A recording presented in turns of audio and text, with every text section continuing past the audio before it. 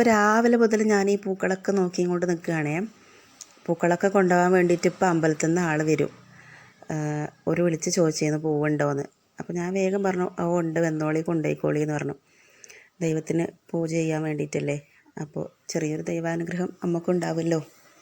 ഇവിടെ ഏട്ടനും അച്ഛനൊന്നും അത്ര വലിയ താല്പര്യമില്ല കേട്ടോ പൂവ് ഇങ്ങനെ കൊടുക്കുന്നത്. അപ്പോൾ ഞാൻ പറയും, അങ്ങനെ കമ്പടം പൊട്ടിച്ച് കൊണ്ടുപോകുമ്പോഴാണ് അച്ഛാ പിന്നെയും നന്നായിട്ട് പൂക്കളുണ്ടാവുള്ളൂ. അപ്പോൾ അതുകൊണ്ട് തന്നെ ആവണം തോന്നണം കേട്ടോ, നന്നായിട്ട് നമ്മളെ വീട്ടിൽ തെച്ചിപ്പൂ ഉണ്ടായി വരുന്നത്. എല്ലാ മഴക്കാലത്ത് നമ്മൾ ഓരോ കൊമ്പ് മാറ്റി കുത്താറുണ്ട്. അങ്ങനെ മാറ്റി കുത്തിയാണ് കേട്ടോ ഇത്രയും തെച്ചിപ്പൂവ് ഇവിടെ ഉണ്ടായിട്ടുള്ളത്. അപ്പോൾ ദാ അമ്പലത്തിൽ നിന്ന് ആൾ വന്നിട്ടുണ്ട് കൊണ്ടുപോകാൻ വേണ്ടിയിട്ട്. കരിങ്കാളിക്കാവിലേക്കാണ് കേട്ടോ പൂവ് കൊണ്ടുപോവുക. അവിടെയാണ് അധികം ഈ ചുവപ്പ് പൂവ് വെച്ചിട്ട് പൂജ ചെയ്യുക. അതൊക്കെ കഴിഞ്ഞ് വെച്ചതാ അമ്മൂസിനെ വേഗം കുളിപ്പിച്ച് കൊണ്ടുവന്നാണ് കേട്ടോ ഞാൻ. ഉറക്കാൻ വേണ്ടിയിട്ട് കൊണ്ടുവന്നതാ. എവിടെ ഉറങ്ങണ ആൾ, ഞാൻ ഉറങ്ങൂല എന്നുള്ള മട്ടത്തിൽ കളിക്കുകയാണ് പെണ്ണ്.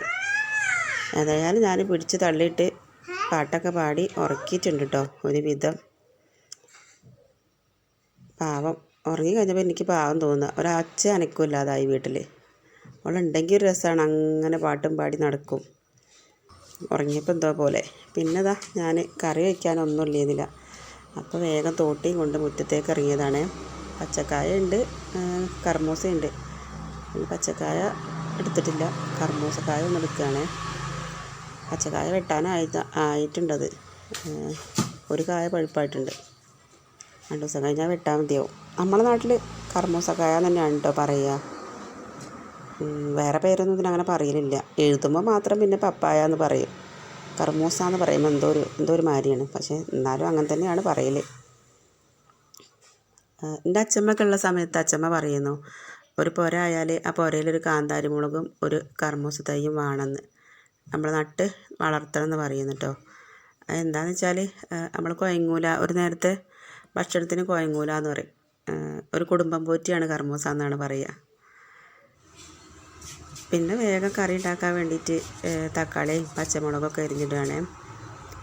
അപ്പം തന്നെ അത് എരിയാൻ തുടങ്ങുമ്പോൾ തന്നെ എൻ്റെ അമ്മൂസുട്ടി അവിടെ നിന്ന് ഇങ്ങനെ ചിണുങ്ങുന്നുണ്ട്. അപ്പോൾ ഞാൻ എളുപ്പം വേഗം ചെയ്യുകയാണ്. ഞാൻ തന്നെ ചെല്ലണം, വേറെ ആരുണ്ടായിട്ടും കാര്യമില്ല. ഇന്നിപ്പോൾ ഇവിടെ ആരും ഇല്ലേനും. അച്ഛനും അമ്മയൊക്കെ ഹോസ്പിറ്റലിൽ പോയതാണ്. ഏട്ടനെന്ന് പണിയുണ്ട്. നല്ല വെയിലുള്ള ദിവസമായതുകൊണ്ട് നല്ല സന്തോഷത്തിലാണ് പണിക്ക് പോയത് കേട്ടോ.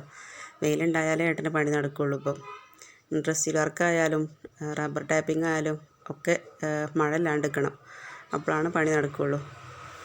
അമ്മൂസുട്ടി അമ്മ എന്ന് പറഞ്ഞ് കരയണുണ്ട്. ഞാൻ പിന്നെ പേടിച്ചും കൊണ്ട് വേഗം മഞ്ഞളും ഉപ്പൊക്കെ വേഗം ഇടുകയാണ്. കട്ടിൽമെന്നെങ്ങാനും വീഴുമോ എന്നാണ് പേടി. ഇറങ്ങി പോരുകയൊക്കെ ചെയ്യും, പക്ഷേ ഉറക്കത്തിൽ കണ്ണ് തിരുമ്മി ഇറങ്ങണ ആ ഒരു ഉറക്കത്തിൽ എന്തെങ്കിലും പറ്റി പോകുമോ എന്നുള്ളൊരു പേടിയുണ്ട് എനിക്ക്. പക്ഷെ എന്നാലും കറി അടുപ്പത്ത് വെക്കാണ്ട് പറ്റില്ല. അച്ഛനമ്മയൊക്കെ വരുമ്പോഴത്തേനും കറിയൊക്കെ ആയി കിട്ടുകയും വേണം. അപ്പം അങ്ങനെയുള്ള തിരക്കാണിത്. അടുപ്പ് കത്തിച്ച് ഞാൻ ഓടിയതാണ് കേട്ടോ. പിന്നെ കയ്യും കഴുകിയിട്ട്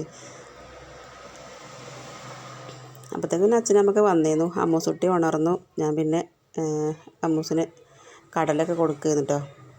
കടലയും വെള്ളമൊക്കെ കൊടുക്കുന്നു. അപ്പോൾ കോഴിക്കുട്ടികൾക്ക് ഗോതമ്പ് ഇട്ട് കൊടുത്തതാണ്. ഭയങ്കര വിരുദ്ധാണ് കേട്ടോ. കോഴിപ്പോര് എന്നൊക്കെ പറയുന്നത് സത്യമാണ്. ഒരാളും തിന്നൂല. ഒരാൾ കൊത്തുന്ന തന്നെ മറ്റാൾക്കും വേണം. അങ്ങനെ കോഴിക്കുട്ടികൾക്കുള്ള തീറ്റയൊക്കെ കൊടുത്തു. അപ്പം നമ്മളെ കോഴിക്കുട്ടികൾ മുട്ടയിടാനൊക്കെ തുടങ്ങിയിട്ടുണ്ട് കേട്ടോ. ദിവസം 4 മുട്ടയൊക്കെ വെച്ച് കിട്ടും. അങ്ങനെ കറിയൊക്കെ വറവിട്ടു. പിന്നെ നമ്മളെ ഒരു കോഴിമുട്ട പൊരിക്കുകയാണ്. ഇത് നമ്മളെ കോഴിക്കുട്ടികൾ തന്ന മുട്ട തന്നെയാണ് കേട്ടോ. വലിയ ആളായി ഓംലേറ്റ് ഒരു ഫുൾ ഓംലേറ്റ് ആക്കിയിട്ട് എടുക്കണം എന്നൊക്കെ ആയിരുന്നു ആഗ്രഹം. പക്ഷേ പാളിപ്പോയിട്ടോ. അതിൻ്റെ ഇടയിൽ ഞാൻ തീ കുറച്ച് വെച്ച് ശ്രദ്ധിച്ചില്ല.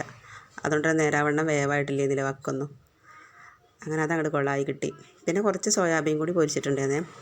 അപ്പോൾ ഇന്നത്തെ ഉച്ചത്തെ ഭക്ഷണം മുട്ട പൊരിച്ചതും സോയാബീൻ പൊരിച്ചതും നമ്മളെ കർമൂസക്കറി ആയിരുന്നു കേട്ടോ. എല്ലാവർക്കും ചോറൊക്കെ കൊടുത്ത ശേഷം ലാസ്റ്റാണ് കേട്ടോ ഞാൻ ചോറ് കഴിക്കുന്നത്. ഓരാരും ഭക്ഷണം കഴിക്കണമൊന്നും വീഡിയോ എടുക്കാൻ പറ്റിയില്ല. അങ്ങനെ പിന്നെ പുറത്തുള്ള കാഴ്ചകളൊക്കെ കണ്ട് ഞാൻ ഭക്ഷണം കഴിക്കുകയാണ്. അപ്പോൾ ഇന്നത്തെ വീഡിയോ ഇത്രയൊക്കെ തന്നെ ഉള്ളൂ കേട്ടോ. നമ്മളെ വീഡിയോ ഇഷ്ടമായാൽ ലൈക്ക് ചെയ്യാനും ഷെയർ ചെയ്യാനും കമൻറ്റ് ചെയ്യാനൊന്നും മറക്കരുത് കേട്ടോ. Thank you.